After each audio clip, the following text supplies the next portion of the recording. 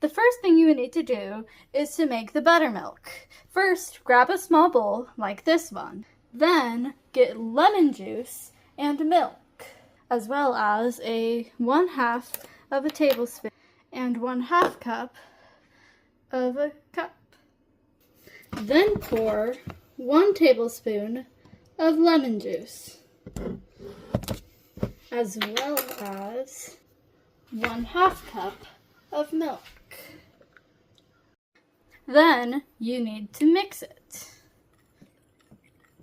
After you mix it, you will need to let it sit for about 5 to 10 minutes.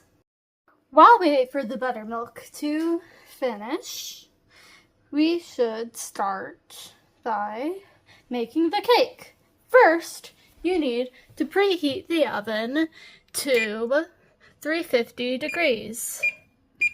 That way it has enough time to heat up. Then you need to mix the dry ingredients. 1 3/4 cup of flour, 1 3/4 cup of sugar, 3/4 cup of cocoa powder, 2 teaspoons of baking soda, 1 teaspoon of baking powder, and 1 teaspoon of salt. Now set it aside next to the buttercream. Now we want to mix the wet ingredients inside of a automatic mixing thing.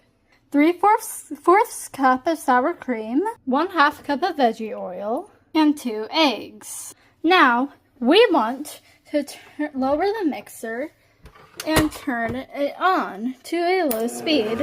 That way it can mix until it is completely together. Now, it should look something like this. Add 2 teaspoons of vanilla extract. And your buttermilk should be done, so go ahead and add that. Now that we have that, add the dry ingredients into the wet ingredients. Begin to mix once again. Add 1/2 cup of hot water. Then continue mixing. While it's mixing, butter the pan. You can use butter or you can use a spray. Make sure to get all sides.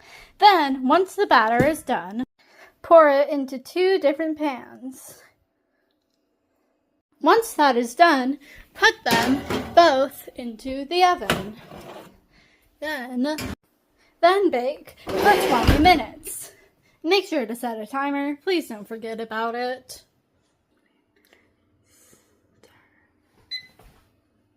Then you need to cut 2 bars or 16 ounces of baking chocolate. Do not use normal chocolate bars because those will melt quickly when you're baking them. Make sure to keep each pile separate so that way you don't have trouble with them. You need 1/2 cup of hot water, as well as 1/4 cup of cocoa powder.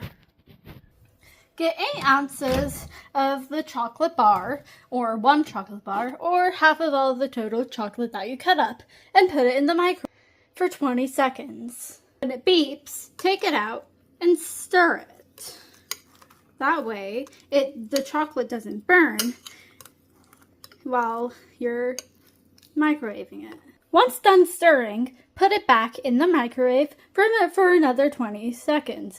Then, repeat this step until it is completely liquid. This is how it should be. Then, add the chocolate into the previous mixture. Get 2 cups of heavy whipping cream, 2 tablespoons of powdered sugar, and 1/2 teaspoon of vanilla extract. Whisk until the right texture. Once at the right texture, pour it into the previous mixture and whisk once more.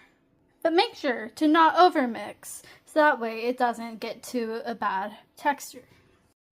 Once you mix it, cover it and put it in the fridge for a few hours. Get 1 saucepan and heat it on medium-high. Pour 1 cup of heavy whipping cream and wait until it's hot.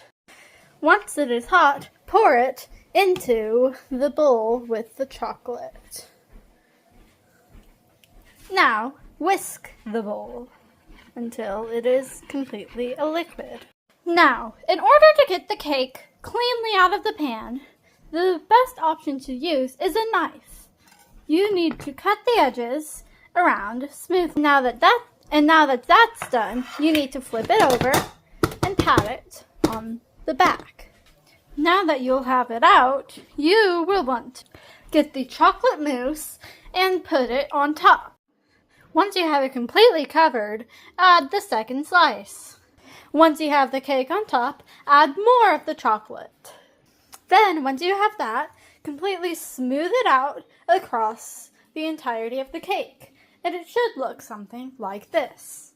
Once that's done, you will want to put this in the fridge for a few hours, but make sure to completely cover it in tin foil or another covering. Once it has finished cooling, you will take the other chocolate and drizzle it on top, specifically along the edges, such as this. Then you will slightly push it so that way it drizzles. And now it should look like this.